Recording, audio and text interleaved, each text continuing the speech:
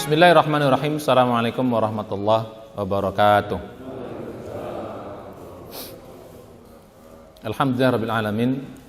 Wassalatu wassalamu ala asyrafil anbiya'i wal mursalin wa ala alihi wa sahbihi ajma'in. Asyhadu la ilaha illallah wahdahu la syarikalah, asyhadu anna Muhammadan abduhu wa rasuluhu la nabiyya ba'da.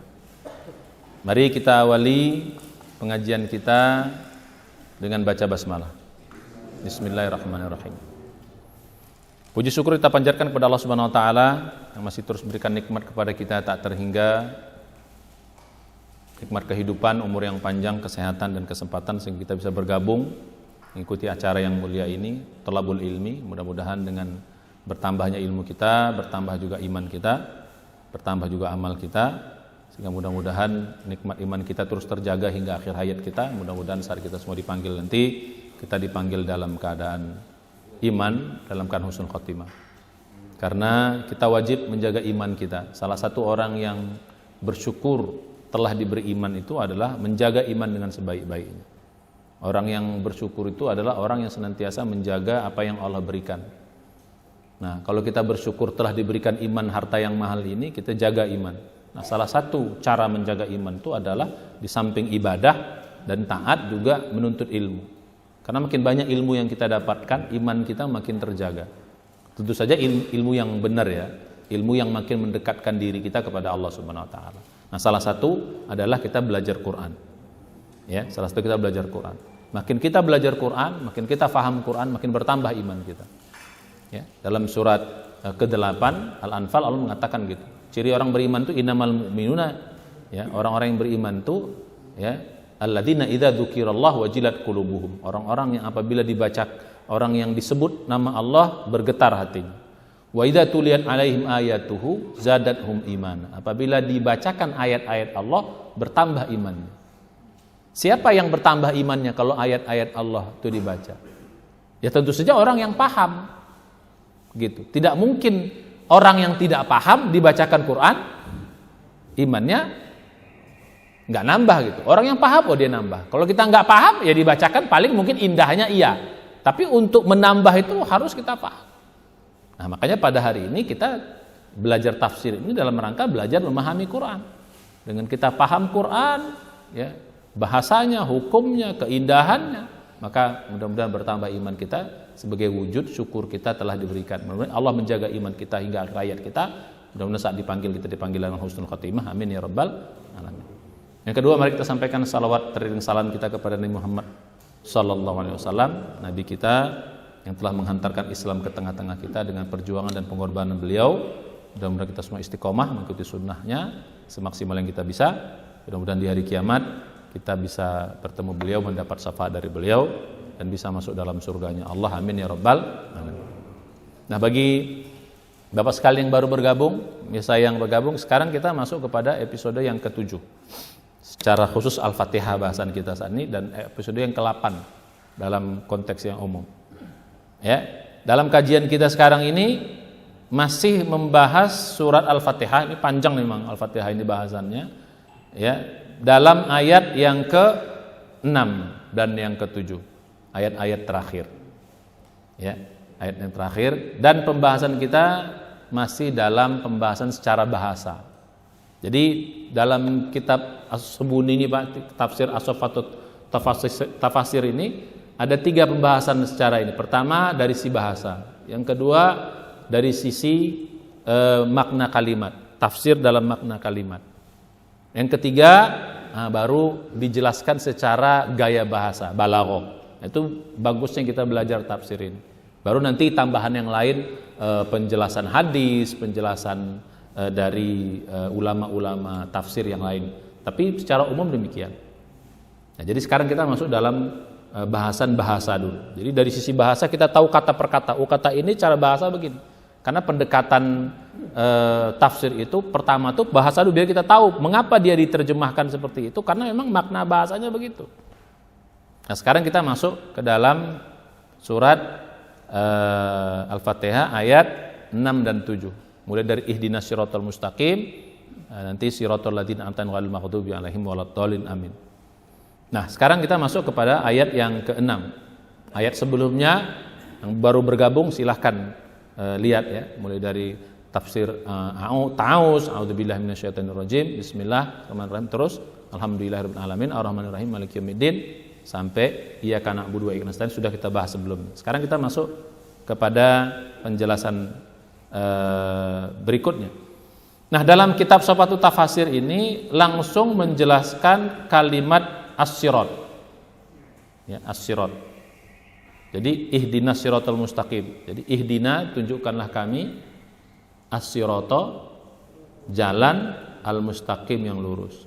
Nah, di sini dalam kitab ini langsung dijelaskan kata-kata as-sirat nanti dan al-mustaqim dan seterusnya. Kata-kata ihdina tidak dijelaskan.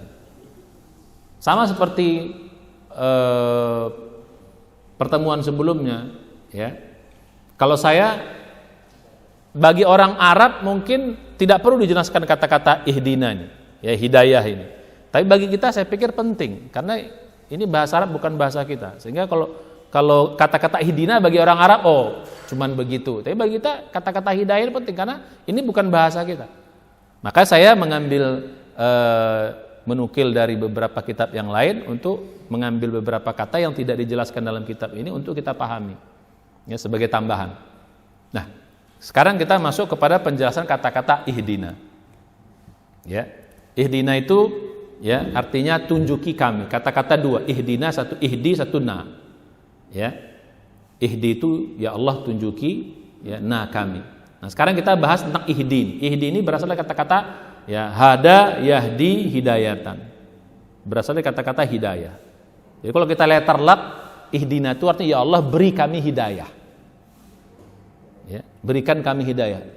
As-siratal mustaqim, ke jalan yang lurus. Ya, jadi gitu. Nah, sekarang yang kita bahas apa yang dimaksud dengan hidayah itu. Dalam Al-Qur'an ini makna ada kata-kata hidayah, ada kata-kata hudan. Ya sama tuh, hudan petunjuk, hidayah itu sama. Dalam kata kerja tadi hada yahdi. Ya, ihdi kalau bentuk perintah amar dalam ayat ini. Jadi apa arti ihdinas siratal mustaqim? Ya Allah beri kami hidayah. Nah, hidayah itu letter luck kita artinya dua, Pak. Satu artinya menunjuki, yang kedua artinya membimbing. Nah, gitu. Cuman dalam apa? Dalam terjemahan hanya satu makna saja. Makna apa? Menunjuki. Pada yang kedua juga maknanya juga membimbing. Ya, dalam tafsir sebenarnya dijelaskan juga di sini, tapi dia di ujung dijelaskan di tafsir ya. Maknanya apa namanya? Ya, jadi maknanya dalla dan arsyada, menunjuki dan membimbing. Jadi yang paling cocok menerjemahkan ihdina itu sebenarnya ya Allah tunjuki kami dan bimbinglah kami, itu maksudnya gitu. Itu paling pas. Karena kalau nggak pakai kata-kata bimbing itu seolah-olah kalau kita tunjuki kami jalan lurus kan seolah-olah kita sedang tidak dalam jalan ini, kita minta ditunjuki kan gitu.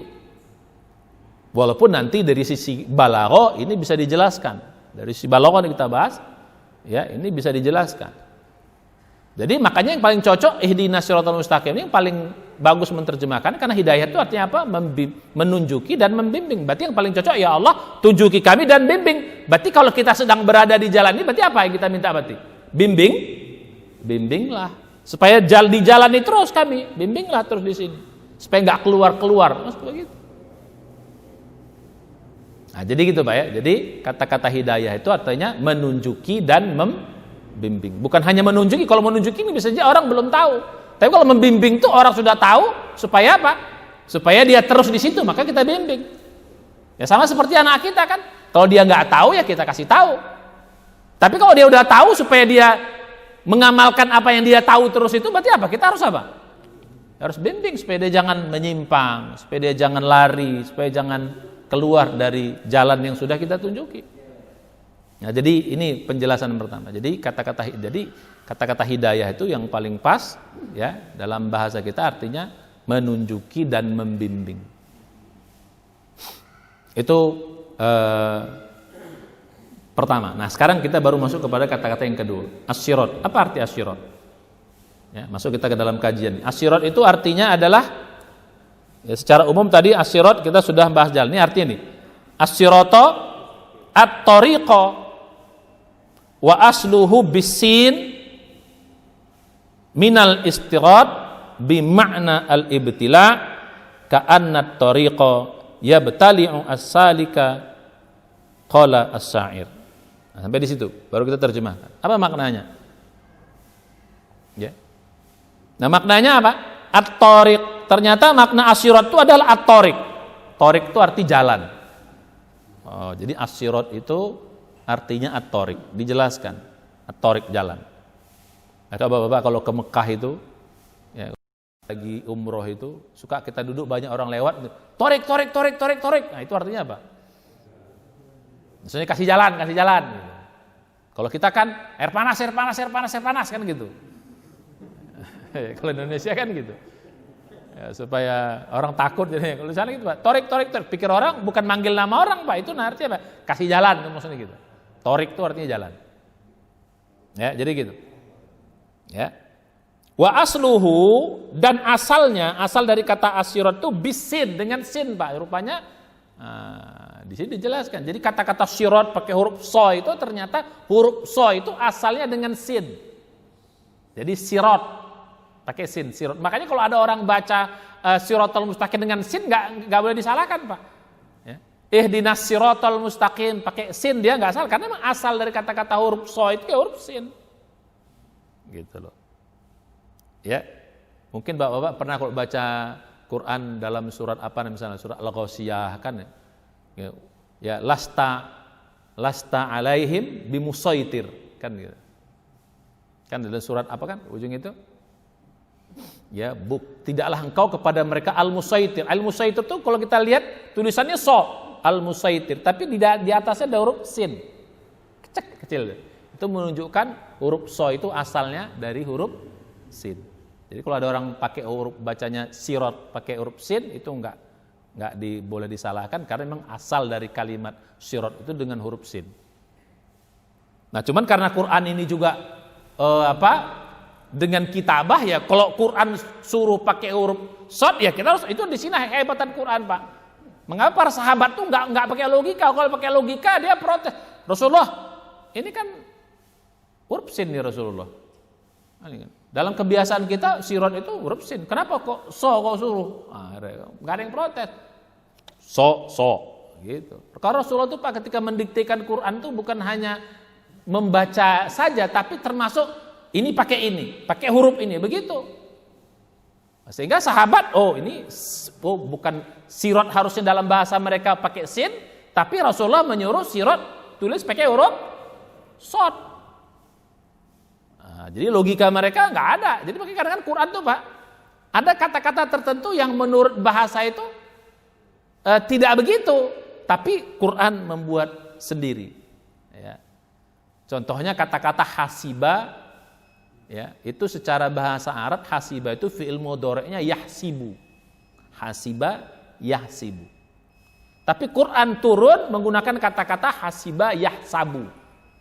Fi'il mudhari'nya bukan yahsibu tapi yahsabu. Nah, begitulah.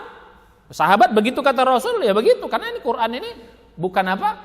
Bukan buatan manusia, ini turun dari Allah. Kalau bilang yahsabu ya yahsabu, walaupun secara bahasa umumnya apa? Orang menggunakan kata-kata yahsibu tapi Al-Qur'an menggunakan kata-kata yahsabu. Nah, sering ada beberapa kata dalam Al-Qur'an yang seperti itu, yang tidak umum ya, membuat suatu suatu hal yang sedikit berbeda dengan apa menjadi kebiasaan orang, termasuk kata-kata syirat ini. Nah, di sini dijelaskan. Ya. Asluhu bisin minal istirad, berasal dari kata-kata istirad. Jadi kata-kata syirat itu berasal dari kata-kata istirad, pakai sin, alif, ya sin istirad. Nah, ternyata artinya bimakna al-ibtila. Jadi arti kata syirat itu secara bahasa artinya al-ibtila. Apa arti itu? Menelan. Jadi secara bahasa, ini hebatnya bahasa Arab tuh gitu, Pak. Kalau bahasa Indonesia hampir nggak ada.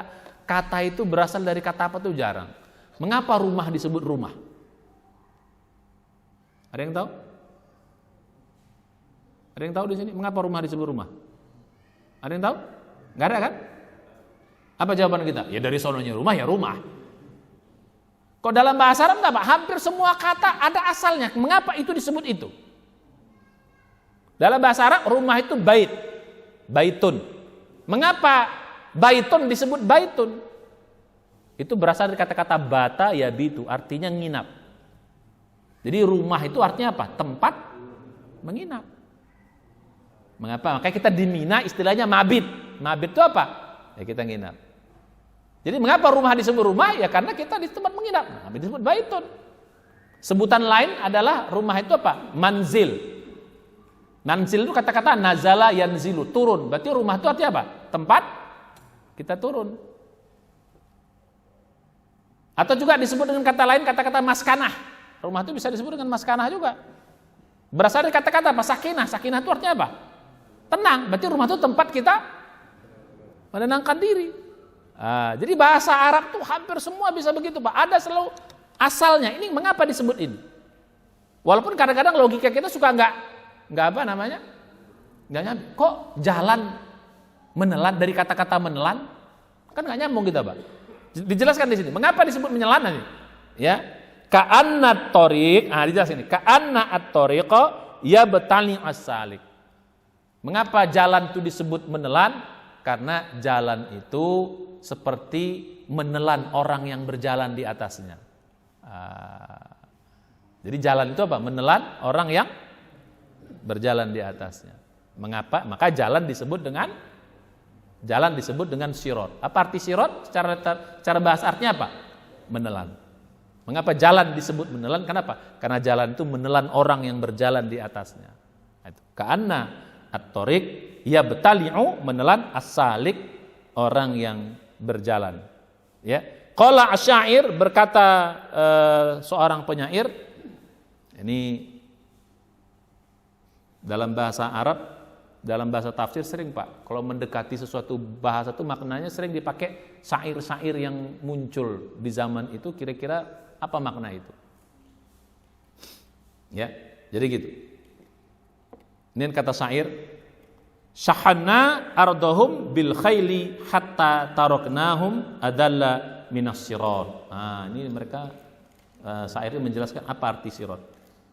Ya, sahana, ya. Apa arti kata-kata sahana itu? Kami memenuhi ardahum, tanah mereka atau bumi mereka, bil khayl, dengan kuda perang. Ini kayaknya cerita tentang perang. Jadi kami penuhi daerah mereka dengan kuda perang, hatta sampai taraknahum, kami tinggalkan mereka, adalla minas sirat. Adalla itu artinya terhina, ya, minas sirat, di jalan.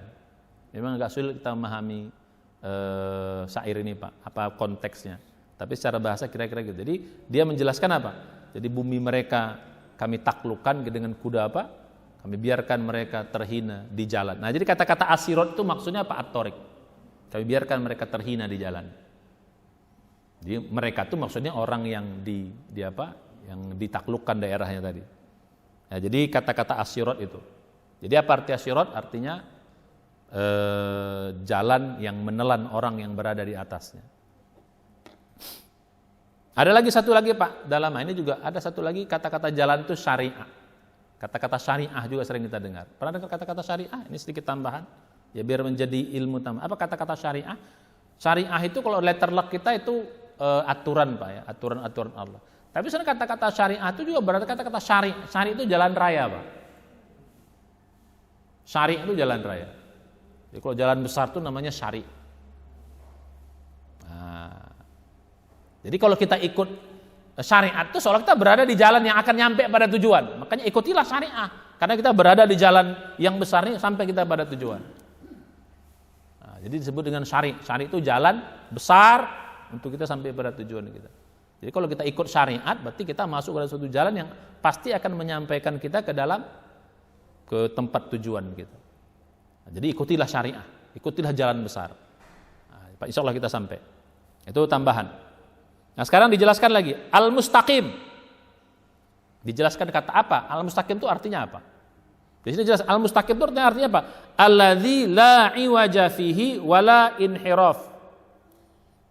Mustaqim itu ternyata artinya apa, terjemahan biasa kita al-mustaqim? Lurus. Di sini dikatakan yang dimaksud dengan lurus itu adalah alladzi la iwaja, yang enggak ada bengkoknya. wala inhiraf, yang nggak ada nyimpangnya, atau lurus tuh Pak. Jadi nggak ada bengkoknya, jadi betul-betul lurus gitu. Kadang-kadang kita kan kok di jalan Pak, sebenarnya jalan tuh nggak lurus Pak.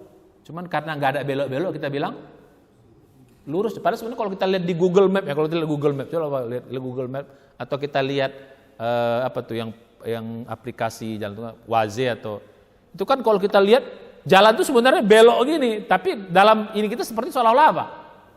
Lurus saja. Tapi sebenarnya kalau kita lihat dari zoom itu ternyata dia belok, melingkar gitu jalannya. Nah yang dimaksud lurus tuh yaitu bukan nggak ada belok-belok, pokoknya lurus bener-bener tarik garis lurus begini. Ya, jarak terpendek antara dua titik itulah lurus. Itu dimaksud dengan lurus. Jadi nggak ada beloknya, nggak ada nyimpangnya. Itu dimaksud dengan lurus. Nah dia jelaskan, itulah dimaksud dengan al-mustaqim. Jadi kalau tunjukkan kami jalan lurus, ya tunjukkan kami jalan yang benar-benar lurus, yang nggak ada bengkoknya, nggak ada penyimpangan di dalamnya. Nah, kira-kira begitu. Itulah maksud al-mustaqim. Mengapa disebut kata-kata mustaqim, tidak digunakan kata yang lain? Ya, itu al-mustaqim. Nah, yang terakhir di sini dijelaskan, ya rupanya dia menjelaskan sampai al-mustaqim, terus apa? Amin. Apa amin? Ya, ai istajib du'aana wa hiya laysat minal Qur'anil Karim, laysat minal Qur'anil Karim ijma'an. Oh rupanya amin itu Pak artinya istajib du'ana, ya Allah kabulkan doa kami. Nah, itu arti amin. Jadi amin itu artinya ternyata bahasa amin ini kan bukan hanya bahasa Arab, rupanya bahasa yang lain juga sering menggunakan. Orang-orang non muslim juga kalau berdoa amin. Amin. Nah, gitu kan. Kalau kita panjang amin gitu. Ya. Tapi yang panjangnya itu yang dua harokat itu A-nya Pak. Kita kadang-kadang suka terbalik di segi kita bahasanya. Amin, enggak harusnya kita amin gitu. A-nya 2, min-nya boleh sampai 6. Kalau kita terbalik A-nya panjang, amin. Min-nya malah pendek. Itu salah itu. Harusnya apa? Amin. Ini yang panjang. Jangan amin, min-nya pendek. Enggak terlalu panjang. Jadi A-nya 2 harokat, terus tolet min-nya boleh sampai 3 alif atau 6 harokat. Amin. Coba kalau kita di Arab Pak, itu kadang-kadang kita apa? Kita orang Indonesia ini kepanjangan. Orang tuh enggak waladdallin.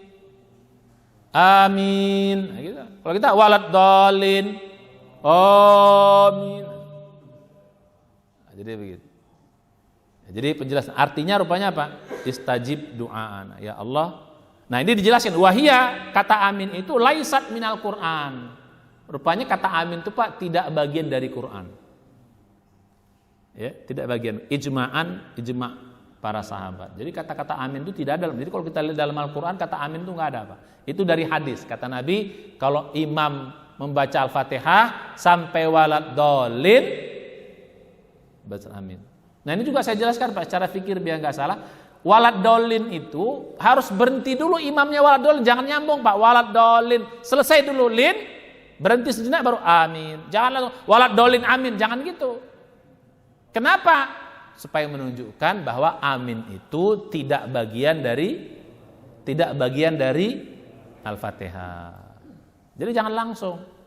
Jadi kalau kita dengar imam waladdallin, selesai dulu linnya, berhenti seolah-olah imam itu baru kita amin. Begitu kita juga baca imam sebagai imam, jangan waladdallin amin, jangan gitu. Berhenti sejenak. Waladdallin sejenak habis surah amin. Menunjukkan apa? Bahwa amin itu bukan bagian dari Quran. Nah, ini sedikit masalah fikih. Ya, termasuk juga Pak ketika kita sebagai imam, ya, selesai membaca surat, jangan langsung Allahu Akbar. Kalau dalam sholat maghrib, Isya, subuh. Kalau kita sebagai imam juga gitu Pak ya. Jadi misalnya kita baca surat Qul huwallahu ahad, Allahus samad, lam yalid walam yakul lahu kufuwan ahad. Allahu Akbar, jangan begitu. Seolah-olah seperti apa? Allahu Akbar itu adalah lanjutan dari ujung dari ayat, tidak. Surat dari macam tadi, apa namanya? Qul huwallahu lam yalid walam yakul lahu kufuwan ahad, selesai berhenti sejenak baru apa? Allahu Akbar. Nah, menunjukkan apa? Bahwa Allahu Akbar itu tidak bagian dari surat. Nah, biar paham kita ya. Nah, kadang-kadang suka kayak gitu Pak, karena disambung, apalagi kadang-kadang imamnya bacanya seperti surat apa namanya, surat ayat kursi. Dia baca dari ayyul ladzina amanu, setelah baca kursi habis itu berhenti Allah katanya. Kita ruku padahal maksudnya Allahu la ilaha illa wal hayyul qayyum, nyambung rupanya. Nah, kita langsung ruku aja. Nah, begitu. Kadang-kadang suka ada yang begitu tuh. Ya, harus sejenak kita berhenti ya supaya kita tahu bahwa itu tidak bagian dari surat. Nah, selesai kita bahasan Al-Fatihah ini. Jadi sekarang kita rangkum. Jadi kita sudah banyak tahu kata. Ya, mulai dari a'udzubillahi minasyaitonirrajim, bismillah, kita sudah banyak kata. Nah, ini sudah bisa kita amalkan Pak dalam kehidupan kita. Sudah tahu dah. Oh, ternyata makna Quran itu begitu. Makna amin itu begitu. Oh, cara bacanya seperti itu. Ya, Shiratal Mustaqim itu berasal begitu. Sehingga kalau kita sudah paham gini, kita lebih bisa menghayati makna Al-Fatihah yang kita baca. Karena Al-Fatihah ini bacaan wajib dalam sholat kita Pak. 17 kali kita baca. 17 kali kita baca. Makanya mulai sekarang apa yang sudah kita pelajari coba direnungkan. Oh, maknanya ini. Sehingga bisa kita resapi nanti bacaan Al-Fatihah itu. Ya, mulai dari a'udzubillahi minasyaitonirrajim sampai ya, bismillah, terus ar-rahman, terus sampai waladhdallin amin. Sehingga kita bisa resapi. Nah, mulai sekarang apa arti amin? Ya Allah, kabulkanlah doa kami. Apa arti ihdinas siratal mustaqim? Ya Allah, tunjukkan kami dan bimbinglah kami di jalan yang benar-benar lurus, yang gak ada bengkok-bengkoknya. Iyyaka na'budu wa iyyaka nasta'in.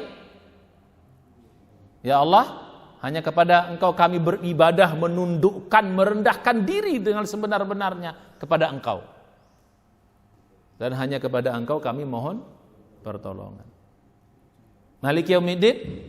Ya Allah, Engkaulah penguasa sekaligus raja di hari pembalasan, hari yang gak ada ujung, di hari yang semua. Jadi kita bisa paham itu dengan baik. Oh, ternyata ad-din itu bisa bermakna utang. Jadi ternyata agama ini ya kita akan intinya adalah pembalasan.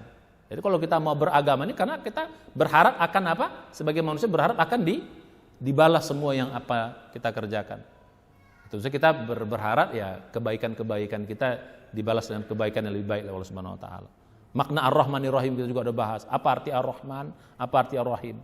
Ini jadi membuat kita lebih menghayati, Pak. Ternyata Ar-Rahman itu sifat rahmat Allah yang meliputi segala sesuatu dan segala makhluk. Biar yang beriman termasuk kafir. Kalau Ar-Rahim ya kasih sayang Allah yang diberikan khusus hanya orang beriman. Berarti kalau orang beriman kita beruntung, dapat apa? Dapat double. Dapat sifat Ar-Rahmannya Allah, dapat Ar-Rahimnya. Sementara orang kafir cuma Ar-Rahman doang. Dan ternyata Ar-Rahman itu hanya di dunia. Di akhirat Ar-Rahman gak berlaku. Yang berlaku apa di akhirat? Ar-Rahim. Surga itu adalah Ar-Rahimnya Allah kepada orang-orang yang beriman. Nah, jadi begitu. Jadi kita lebih bisa menghayati apa makna Rabbul Alamin. Jadi gitu. Jadi bisa kita lebih resapi makna Al-Fatihah yang kita baca. Dengan demikian apa? Ya, sholat kita makin lama makin terasa lebih khusyuk karena kita paham. Ya, jadi kembali kepada pemirsa dan kita semua di sini, mari kita hayati ini yang belum yang baru hadir sekarang, ya, baru mulai sekarang, baca lagi, lihat lagi episode-episodenya yang membahas secara bahasa. Dari sini pun kita sudah mulai bisa memahami makna Al-Fatihah. Insya Allah mudah-mudahan kalau kita sudah bisa menghayati Al-Fatihah, makin lama makin khusyuk sholat kita, makin lama makin kita resapi, makin lama nanti ada efeknya dalam kehidupan kita. Insya Allah. Nah, insya Allah pada pertemuan berikutnya kita akan masuk pada kajian tafsirnya. Ya, kalau sebelumnya tentang bahasanya, sekarang tentang tafsirnya. Nah, mudah-mudahan insya Allah kita bisa lanjutkan pada pertemuan berikutnya. Hadir terus dalam kajian ini, mudah-mudahan bermanfaat. Mudah-mudahan iman kita semakin bertambah, ya, kekuatan amal kita pun juga makin bisa kita tingkatkan. Insyaallah kita baca hamdalah, insyaallah kita bertemu pada pertemuan berikutnya. Ya, kita tutup dengan baca hamdalah, alhamdulillah amin, dan doa penutup majelis. Subhanallah, subhanallah, astaghfiruka wa atubu ilaik. Assalamualaikum warahmatullahi wabarakatuh.